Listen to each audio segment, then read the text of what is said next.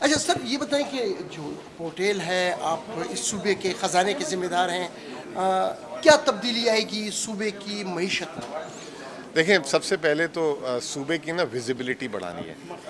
جیسے کہتے ہیں نا کہ جو دکھتا ہے وہ بکتا ہے. تو یہ ہم کوشش کر رہے ہیں کہ صوبے کو دنیا سے کنیکٹ کریں، ہائی لائٹ کریں. جیسے ابھی آپ نے دیکھا ہوگا کہ میں نے اس ایپ کو جو ہے 3 الفاظوں میں سمرائز کیا: connectivity, networking and collaborating.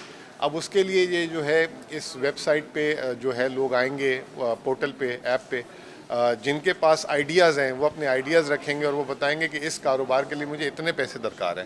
ہو سکتا ہے کہ دوسرا آدمی جس کے پاس پیسے ہو خیبر پختونخوا کے اندر بھی ہو سکتا ہے. اور ویسے ماشاءاللہ خیبر پختونخوا کے لوگوں کے پاس پیسے بہت ہیں. میں بتا دوں آپ کو کہ کراچی، اسلام آباد، لاہور سے اگر آج کے پی کے سرمایہ دار پیسے نکال لیں تو وہ مارکیٹیں وہاں بیٹھ جائیں.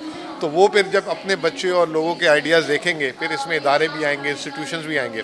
آپ کو یاد ہوگا کہ ہم نے پچھلے مہینے پورے پاکستان میں اپنا انرجی روڈ شو بھی کیا تھا. اب اس کے بعد ہمیں بہت سارے ماری پیٹرولیم، کے الیکٹرک، کوئی چائنیز کمپنیز سب رابطے کر رہے ہیں. جب ایک دفعہ بتاتے ہیں کہ آپ کے پاس ہے کیا تو پھر لوگ خود بخود رابطہ کرتے ہیں. تو انشاءاللہ تعالیٰ یہ جو مائکرو لیول پہ جو لوگ گھر پہ ہیں، ہماری بہنیں ہیں جن کے پاس بہت اچھا جیسے کہ تو ہنر ہے، آرٹ ہے، وہ کچھ کام کرنا چاہتی ہیں، کچھ گھر سے کرنا چاہتی ہیں، کچھ گھر سے باہر کرنا چاہتی ہیں.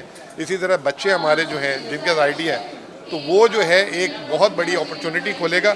لیکن یہ صرف لانچنگ تک نہیں ہونی چاہیے. جیسے آپ نے دیکھا ہوگا کہ میں نے اینڈ میں ایک پیغام دیا، ایک ریکویسٹ کی کہ ہمیں جو ہے انویسٹر کی پروٹیکشن بھی چاہیے، ہمیں یہاں کے بچوں کی بھی پروٹیکشن چاہیے کہ اس کا کوئی مس یوز نہ کر لے.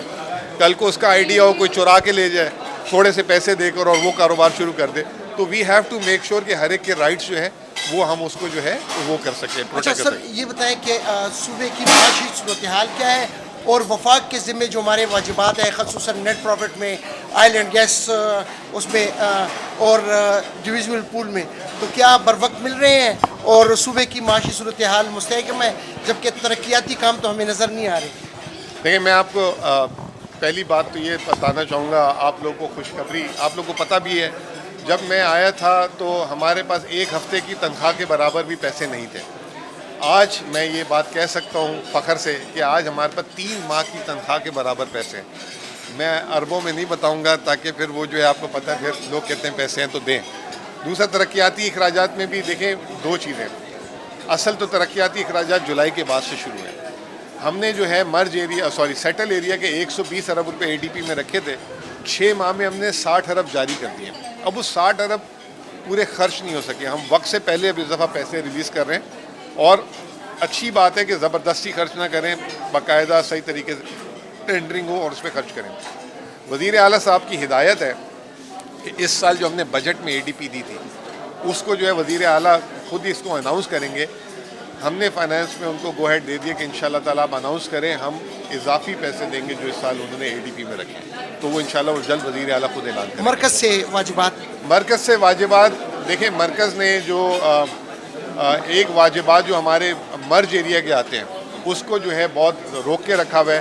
اور اے آئی پی میں جو مرج ایریا کے لیے پیسے تھے انہوں نے جولائی کے بعد سے نہیں دیے. ہم نے وزیر اعظم سے بھی بات کی ہے، احسن اقبال صاحب سے بھی بات کی ہے، اور اس کی وجہ سے جو ہے آگے آلریڈی محرومیت ہے مرج ایریا میں، وہ مزید بڑھ رہی ہے.